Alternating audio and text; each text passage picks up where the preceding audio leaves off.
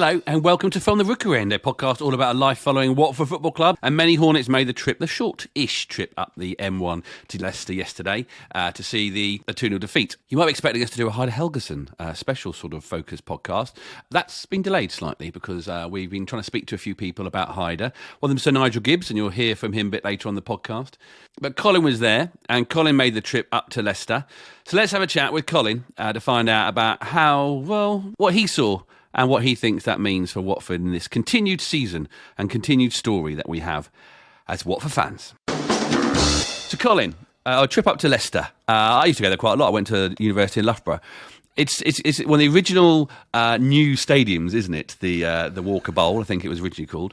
What was it like though when you're on your way up there? How were you feeling? Optimistic? I was feeling optimistic, John. I don't know why. I mean, one should never feel optimistic on a train going to watch Watford away from home. Not in the last year, anyway. But I did sort of feel that after 6 games unbeaten, that there was a level of organisation that would be needed against a team that was top of the league and had won 12, I think, out of 14 games, or 13 out of 15. But I travelled up, interestingly, with my friend Tom, who is Lily's best mate's dad, who lives on the same street as me, and he's an absolutely mental Leicester fan. And so I got quite a lot of good insight about Leicester. They've got a new manager, and he's come up with something that he calls the idea. And the whole club has to adhere to the idea.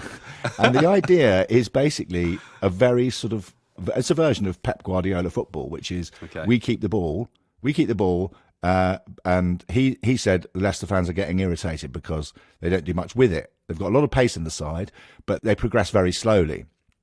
He said, but then, sometimes we can counter very quickly. So I was like, okay, that sounds interesting.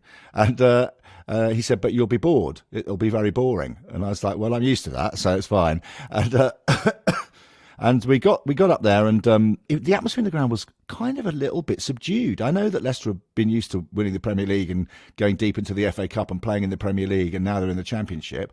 They obviously don't think they're going to be in it for long, but it wasn't the raucous place that it has been. They've taken the clappers away, which may be the reason. Also, you go talk about being one of the new modern grounds. It is starting to look a little bit shabby, as my friend said. He said, I reckon it's 20 plus years old, isn't it? Yeah, and it hasn't had much done to it, and it's a little bit it's a bit sort of plasters on over cracks rather than wallpapering over cracks rather than sort of a full renovation. But it was looking a bit shabby. But the Leicester fans, as always, very friendly, very welcoming. It's a great place to go. I absolutely love going there. That and Carrow Road are my 2 faves for away days. And so then the game starts, John. Yeah, this is the one I want to pick your brains about, because I didn't watch it. I listened to it. There's that feeling I've got. I don't know if you felt the same about the away games recently, even though we did win one.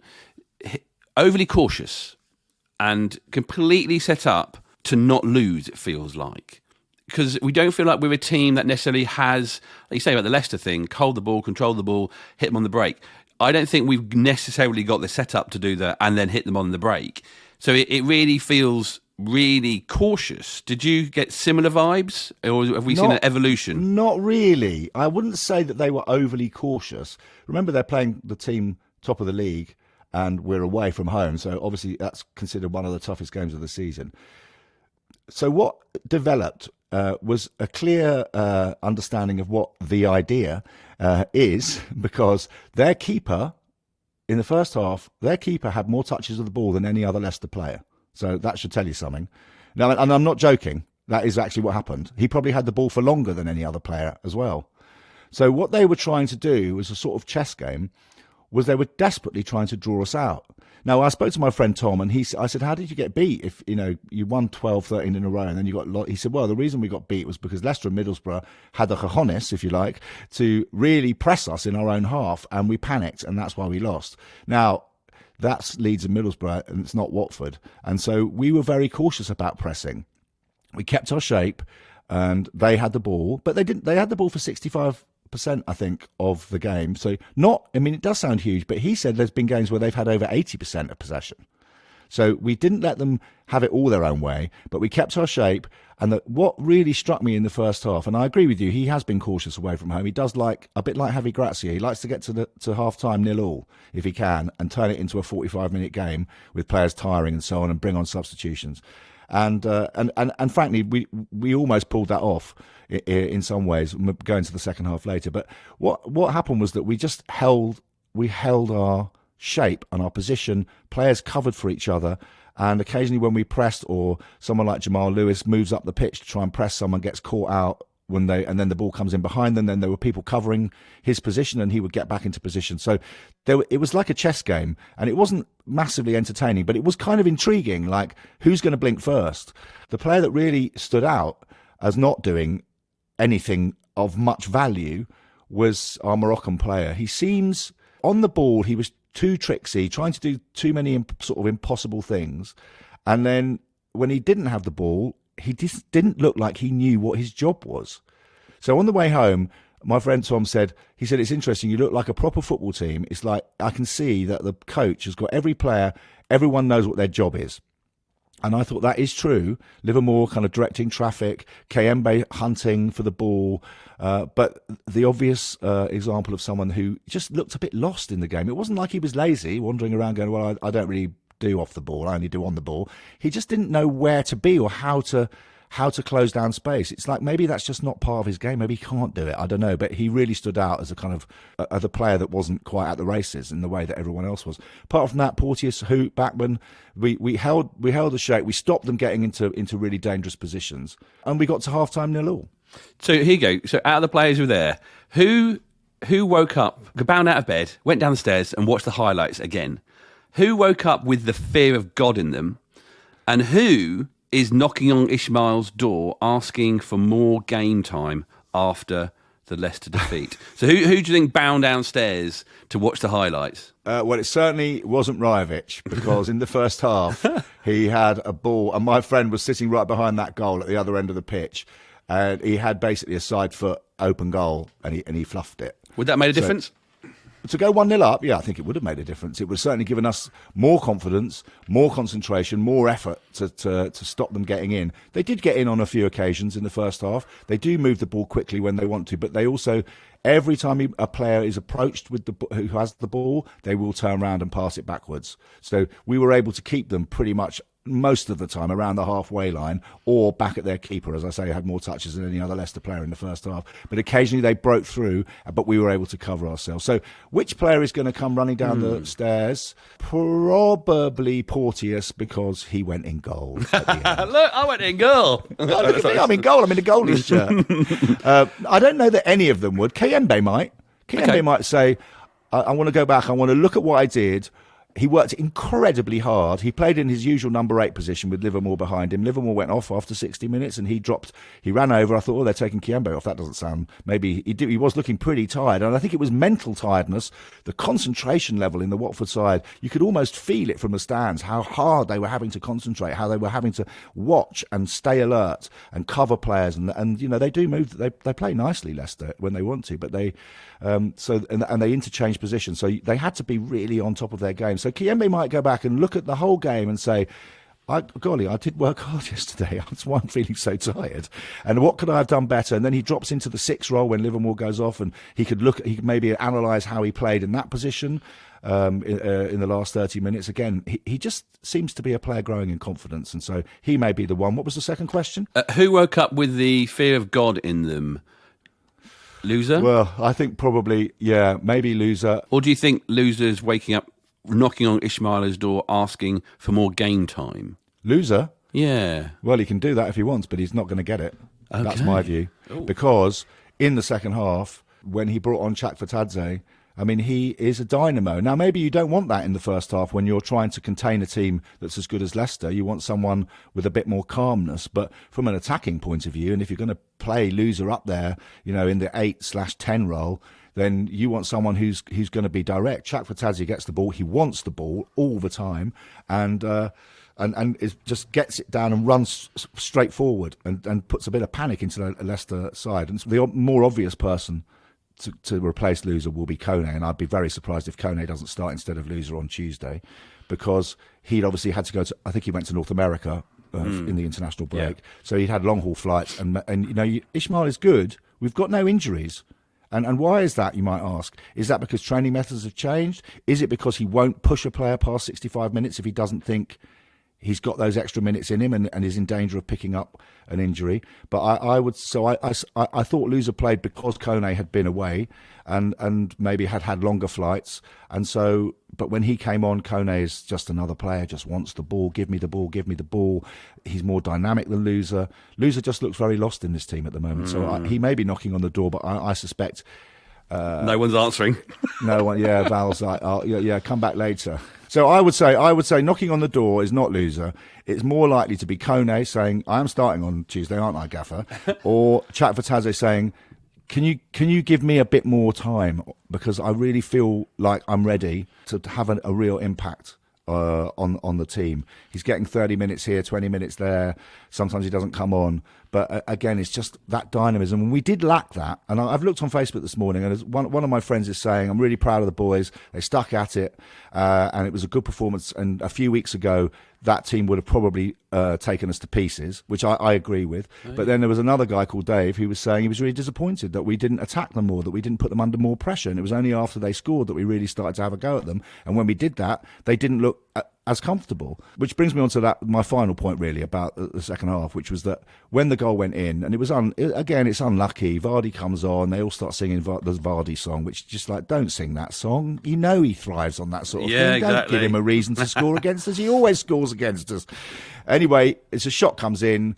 Bachmann makes a decent save, and it drops down, and Vardy pops in the rebound. There was no one marking him. But then that's his cleverness, isn't it? He may not be the player he was 5 years ago, but he's still very, very clever, fox in the box, all of that. But after that, I thought, I bet the heads go down now. They've worked so hard. We're 1-0 down. You know, I felt my head go down standing in the stand, like, oh, all that effort, and it's gone. But not a bit of it. They came out, they stuck together, they tried to harry and push. He brought on Asprilla, he brought on Bayo, who was a real nuisance. He pressed the goalkeeper.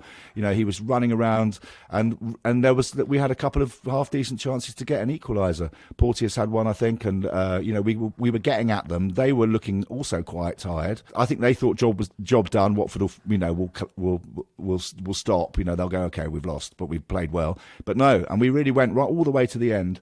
And then there was the silly penalty, which slightly, I felt, kind of tilted the result in Leicester's favour. But I think 1-0 would probably have been a better result. Now, interestingly, the sending off, no one saw except for me, I think, the first booking.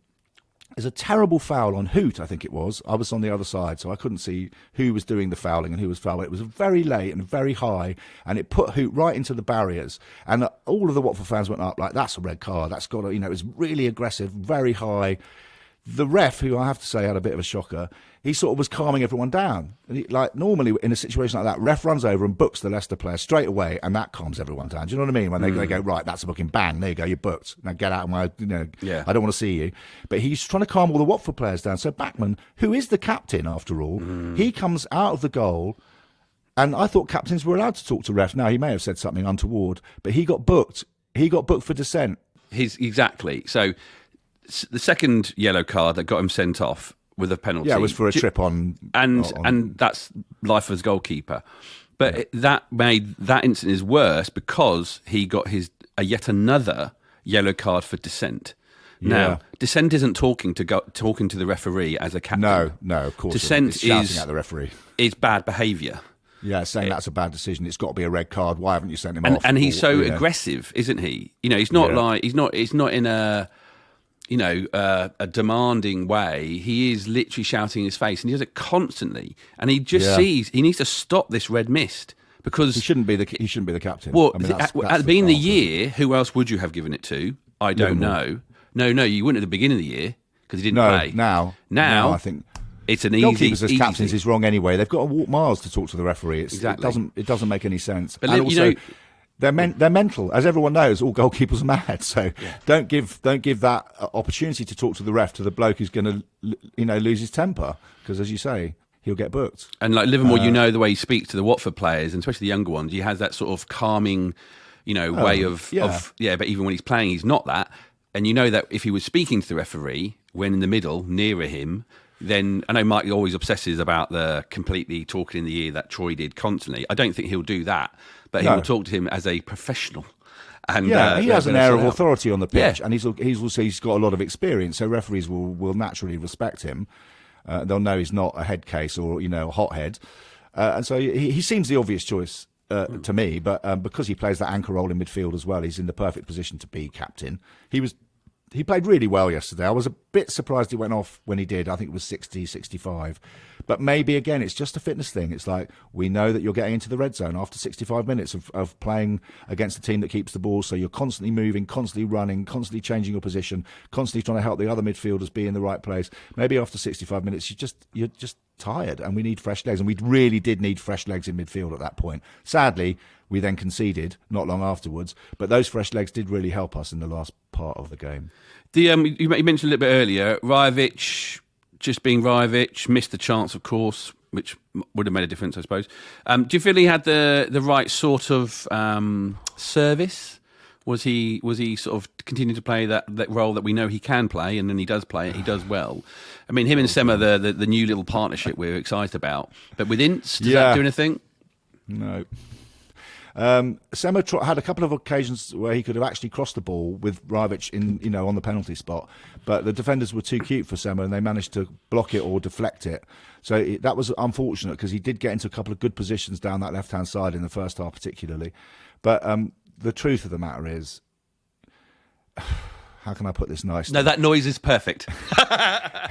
He can't hold the ball up, and that's really the problem. So when you're playing against a team like Leicester, you need an out ball and you need someone that can hold it so that we can keep possession for a bit, and he just can't do it. He can't even win a head. He doesn't even seem to win a header. As soon as he's outside the box, he looks like a foal that's just been born. And inside the box, he's okay, and he's a big lump, and he can get his head on it and he can get his foot on it. We've seen tap-ins and head-ins, but he's got nothing else to his game. He's not quick.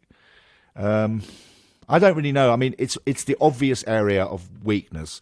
Val has got our team into a good shape. He's got 15 or 16 players that he clearly trusts. No Deli Bashiru, by the way. But he's got Ince and Esprit, he's got Sema and Martins. He's got players that he trusts. We've got Czech Fatadzi, Kone, Kiembe, Livermore. It's quite a good, group of players to pick from.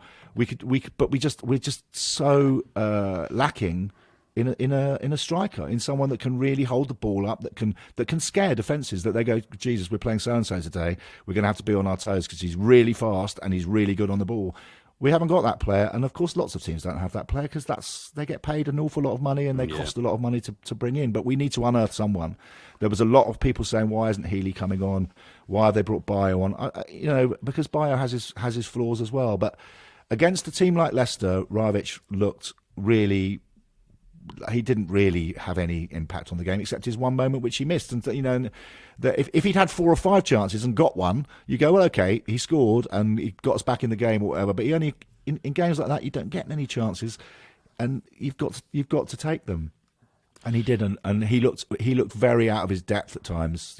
High balls to him, he wasn't getting under them, he wasn't holding the ball up, he was giving the ball away. His first touch was very heavy, and Leicester were very good at winning the ball back. Indeed, he played for them, and he's a classy Premier League central midfielder. So he didn't really get any change out of that Leicester midfield. All the centre backs, he looked woeful, to be honest with you. I don't like to criticise players or dig them out, because I don't know if they listen to the podcast. It's not very nice to have people say horrible things about you, but he was woeful yesterday. The other two areas to talk about, the full-backs, wing-backs, Ryan Andrews, but particularly Lewis. Did he have a performance? Do they both have performances that you want, that you think, good, you're still on the right track? Yeah, definitely. Okay. I mean, they both had a lot of defensive work to do, so they weren't bombing forward. But Jamal Lewis got forward quite a bit, and he had Sema ahead of him. That's quite an interesting partnership that's developing. And also Sema, as I said, when he got forward and got out of position, someone would come back and get into that left back position to help out. But he's starting to look so much more confident than he did a month and a half ago. He is good on the ball, and he's got good vision, and he is quite quick as well. He's got some pace about him. So he looks like he's developing into somebody that we can rely on, or that Val can rely on. And certainly he's got no doubts about picking him, I would say. It's not like he's thinking, oh, maybe I should change it up, put Sema there, bring Martins on. And on the other side of the pitch, Andrews, he's just signed a new contract, and Gaki is out for a couple of months. He's going to have to rely on him, I think, because I don't know what other options we've got. But Andrews is a very calm and collected player, and unfortunately, he wasn't able to help Tom Ince. Tom Ince had a poor game. He was the only other one, and it wasn't because he wasn't trying. He was just finding himself in cul-de-sacs all the time, and he wasn't able to get free of the Leicester players. They obviously had targeted Tom Ince a little bit. They knew that he was a threat, and they kind of managed to mark him out of the game. But the fullbacks are looking good. The whole back line is looking so much better organised and tougher to break down. We're not making those stupid... I mean, we did give the ball away. Bachmann passed it straight to one of the Leicester players. So did Porteous, I think, at one point, or maybe it was Hoot. But we're cutting out those stupid errors that we were making 6 weeks ago in the defensive department. We're starting to cut those errors out and play more sensibly. And so, I think they're young lads, but they're doing well. One of the, we mentioned Ryan Andrews there. He's been away with the under-20s for England. He played the home game they played, I think, Doncaster. He got a little bit at the end, but he played the full 90 minutes when they played away in Germany. So it's a great experience for him. And actually, I think some of you might be expecting us to talk about Heide Helguson in this podcast, as we have done. But unfortunately, we hopefully speak to some other people. But one in particular we spoke to this weekend on Friday night was Sir Nigel Gibbs. And we had to ask him a little bit about young players, because the role he plays at Tottenham at the moment, particularly with Ryan Andrews. So this is what he had to say. It's great, isn't it? Because that's what supporters want. They want a homegrown player in the team. They want as many as they can get, and I think you get an affiliation with the fans if you are that homegrown player. And I mean, he's done very well. I mean, Watford in recent years, they haven't had that many come through, have they? So for him to sort of start becoming a regular is fantastic, and shows how well he's done, because they have been a buying club recently, Watford, haven't they? They haven't really had many come through, as I said, and I'm really pleased. And obviously the connection with his dad, it makes it even more special, doesn't it? Obviously I played with Wayne and know about his history, but it's great. It really is. You said Watford are a buying club, Nigel. Is there an excuse for that? I get where they're coming from to a degree. You land in the Premier League. It does seem to me that we have struggled to bring players through. Sometimes in Watford's recent history, perhaps when Sean Dyche was there and Malky were there, we were having to bring players through a lot earlier than perhaps was appropriate, and not many of those guys have gone on to have stellar careers. If we're honest, they've had good careers, some of them, but not many have gone on to higher things. How difficult is it I know you're at Tottenham, much more resource there, and much more, it's more attractive as well, of course, as Watford, but how difficult actually is it for Watford to bring players through? I think there's a shift now, because the good thing about it, you've got Richard Johnson and Jimmy Gilligan, who know the club very well. They know what the requirement is, the standard is, but also I think it's, when you're a Premier League club, and I include Watford in that, when they were Premier League, it's very difficult to come through. You have to be good. Yeah. To play in the Premier League, you have to be very good.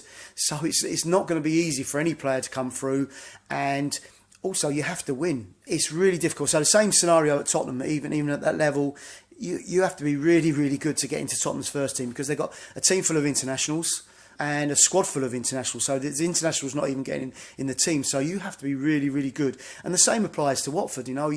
As much as we want them to come through, you certainly have to have a good games programme. You have to have a real, philosophy of how you want to develop players. And I feel, ever since Richard and Jimmy have gone in there, that they've actually got that, and it's a clear method of working. They've got a pathway now, and it's good that the manager has trusted the player, which is the most important thing. But also, Ryan has to be good enough. He's not going to be put in there on sentiment. He has to perform, and that's the most important thing. So I just feel that at the moment it's really good for Watford if they can produce maybe one or two players, because obviously that saves having to go out and buy a player if he can come in and do the job. But as I said, in the Premier League, you have to be really, really good. You do, because the standard of the Premier League is so high. And he's been doing England under-20s. Do you think that experience of going to St George's Park, do you think that is a good thing, I suppose, for him in many ways? But what benefit is that normally to boys that you've seen go to play for one of the England under teams? Yeah, it's good recognition because of your performances and where you are, but you don't get picked out of sentiment. So You know, he's been playing well. He's been selected. I mean, they will have competitive games as well as friendlies, but it's only going to help him. You know, go and see the standard of the other players in the squad. Other players will be up, you know, maybe slightly bigger clubs, so to speak. So it's only going to enhance him, and also a different exposure to the matches. So you're going to play against international teams who have different styles of play, different quality of players, and so it can only be beneficial to him. And he's done really well. He's done really well, and long may it continue. We're the ORNS, you're the ORNS. Come on, you ORNS! So let's leave the Leicester game alone and we'll move on because, hey, there's another game on Tuesday. But Colin, there's a new series of Hornet Heaven has just started. I know. Oliver Wickham won't stop writing them. He won't, and you keep reading them. So it's your fault, you keep reading them. I know. I can't say no, they're so glorious. Yeah, they are wonderful and educational in a historical way. There's going to be a new episode out every Friday until Christmas. The first story is a twist on the famous movie, the Kevin Costner movie, Field of Dreams, and features Watford's greatest ever forward, Cliff Holton. Here's a clip from the opening scene. It's the same shape as a goal, but half size. The two posts are black and the bar across the top is yellow. Some people call it a crush barrier, others call it a leaner. Either way, it came from Vicarage Road and has been propped up against his garage wall since he and Fiona retired to Devon 10 years ago. They're both staring at it. Fiona says, "We can't keep it forever. We need the space. What do you want to do with it?" "I've got an idea, but you won't like it." He acquired the Leaner when the Vicarage Road terrace was demolished. Its last game was in May 1993. The home game against Oxford was also Steve Perryman's last game as manager, but as far as David knows, no Watford fan has kept Steve Perryman stored away in a garage as a memento. The Leaner holds all kind of memories for him, all the way back to when he first started watching Watford as a 6-year-old boy in 1959 and fell in love with Cliff Holton. "Go on then. What's the idea?" "Well, we've never known what to do with the field behind the summer house. Do you remember that movie we watched again the other night? If you build it, he will come, that one. I could cut the grass, mark out a pitch, put up goal posts and nets, maybe build up some banking and throw up a couple of old wooden stands. A kind of mini Vic, the way it was. I'd stand against the Leaner behind the goal." He glances at Fiona to see her reaction. For nearly 50 years of marriage, his Watford memorabilia has spread from room to room of their home like an infestation. She has suffered it with an affectionate world-weariness and a loving disdain, and he's grateful.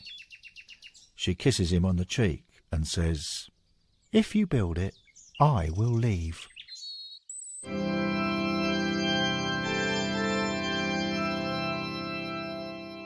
So, Colin, but also you of course are, and we haven't spoken to you on the podcast about it. You read the Enjoy the Game. How was that for you, reading Lionel's book and turning it into a podcast? Well, there was a few tears. I mean, there was so much nostalgia for someone my age in that book. It took me all the way through those years. I can remember being at school and someone saying Elton John has taken over at Watford, and I was like, what? And then they said, we've got a new manager, he's called Graham Taylor, and then we hit the bottom of the leagues. And then it all began. The magic began. You know, we started to climb and getting on the school bus in the morning to go to Ricky Comp, which is where I went to secondary school. And more kids suddenly Watford scarves were appearing on the coach. People were wearing them to school. People were walking around school with the scarves tied to their wrists on match days and bunking off to go and get the coach to away games. Shh, don't tell mum. It was like a surreal experience as each season passed and we got better and better. And so reading it and listening, I mean, it's very educational as well, because it is a real peek behind the curtain, listening to the players talk about their time, their experience. And of course, it's very focused on Graham, the gaffer, the boss, Sir, as I'm sure we would all call him if we met him. I mean, I met him once at Lord's. I went with my wife to Lord's because her father used to work there as a doctor. And we went in to have our lunch, and then Graham Taylor was there. It was just after he'd come back the second time, and I said, "Well, I don't know. Should I go over and say I'm a Watford fan?" And Julie was like, "Really?" really? I was like, yeah, no, I'm going to. And I went over and I definitely stood to attention. I definitely, shook his hand, and he said, well, I'm hoping we can bring the glory days back. And I just remember the hairs on the back of my neck standing up. So it was really fantastic to read that book, and it's beautifully written, by the way. It was very easy to read. It flowed so well, and all the reminiscences of the players and their memories, and some of the crazy things that happened. The goalkeeping incident, of course, is probably the main one. Pulling a bloke out of a restaurant, was it Plymouth, and dragging him to play in a semi-final. I mean, it's nuts, right? Yeah. But there were things. Obviously, he wasn't perfect, Graham, and Lionel's very good on that. He's very good at sort of highlighting maybe some of the errors that were made. But overall, it's such a brilliant book. And if you're young and you didn't live through that era, and you hear people my age banging on about it, or people your age, John, because you were a junior Hornet at the time. But if you're in your mid-20s, it's just such a brilliant read. It's like it's the history of your club in between the covers, and you can read it and think, my gosh, I wish I'd been there for that 8-1, or I wish I'd gone to Kaiserslautern. But it's just it's such a brilliant record, and we're really glad. We should be really pleased to have that as a record of those years. And Lionel's done a fantastic job, and it was a real honour reading it. Yeah, so if you haven't listened to it yet, it's a free podcast you can listen to. Look up Enjoy the Game, Watford FC, wherever you get your podcasts, and you can hear Colin reading their wonderful book. Because you can get a copy of it, I think, if you go on eBay or somewhere. Maybe someone's got it and they can loan it to you. But you can listen to the whole 26 chapters now, wherever you get your podcasts. Tuesday, Norwich at home. Feels similar in a sense that they're a big club and recently Premier League side, not quite as recent as Leicester. Any changes apart from, of course, goalkeeper? Any other major changes you think he's going to make? So didn't he play the week before the Hamer against Rotherham? Yeah. So Hamer being goal, yeah. He's had a game, so he should be like. Yeah, I bet he was. I mean, I don't know how goalkeepers were saying, "Oh no, we're part of we all support each other." But when he gets sent off, he must be thinking, "Oh God, I'm going to play against Norwich." He must be thinking that. He must do a little jig as he goes back to the team coach. Who knows? Maybe not. Maybe it's a difficult game, but they've got their problems. Did they not come down with us in the same season? They've had two. Yeah, they didn't get back up last season, nor did we. And I think there's some. Like all clubs that drop down, there are financial issues. Huge wage bill needs to be cut, and so on. So I don't think they're in great shape. They haven't had a brilliant start to the season like Leeds and Leicester and Ipswich and Middlesbrough. So I'd say rinse and repeat. Bring Kone back in, put Loser on the bench, and I might start Bayo. I might, okay, because he's such a nuisance.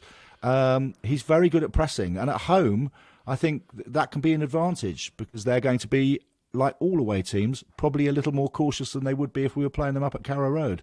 So get in their faces, get into their half, and try and score some goals. I mean, that is I know we put 5 past Rotherham. My friend said it was the worst 5-0 win he'd ever seen, which I think is not fair. Actually, I thought we were good in large sections of that game, but. Scoring goals is not easy for us. I'll tell you one thing that's starting to annoy me. Can I just say this? Go on then. Martins is right-footed. He's so right-footed. He cannot kick it with his left foot. Or rather, he never does. He came on yesterday, and there's a couple of occasions when he gets past the defender, and you think, whip it in with your left foot, Mateus. But he cuts back, and he wants to play it on his right foot. And everyone in the league knows that. Yeah. So why don't you give him a go on the other side of the pitch and see if he can whip a ball in and put him on his stronger side? It seems kind of stubborn to keep playing him down the left when he has, even Sema, who is very left-footed, he can occasionally, when the defender thinks, oh, he's going to try and get by me, he's going to try and use his shoulder to get by me, he's going to cross it with his left foot. Even he can sometimes cut back and hit it with his right foot, and sometimes successfully. Martins cannot or will not hit it with his left foot, and it is starting to annoy me. Okay, well, let's see if he takes some coaching tips from you, Colin, and has a bit extra practice on his other foot to see what happens on Tuesday. Unlikely. Thank you so much for your time, Colin. Oh, it's my pleasure. And always a pleasure, John. Let's see what happens. We might be back with another mini podcast after the game on Tuesday. Yeah, hopefully. Yeah, well, if it's boring, then it's not worth talking about. But we'll, of course, be back next weekend, where if anybody has already sent in their stories of their away days, we'll add that to next weekend's podcast. I had lots of people send in audio messages, which are fantastic, to tell their stories of their crazy, interesting away days, because we're on a big away trip to Hull. Not the longest, but one of the longest. And we're back, of course, very, very soon with From the Rookery. And do tell your friends. And come on, you on!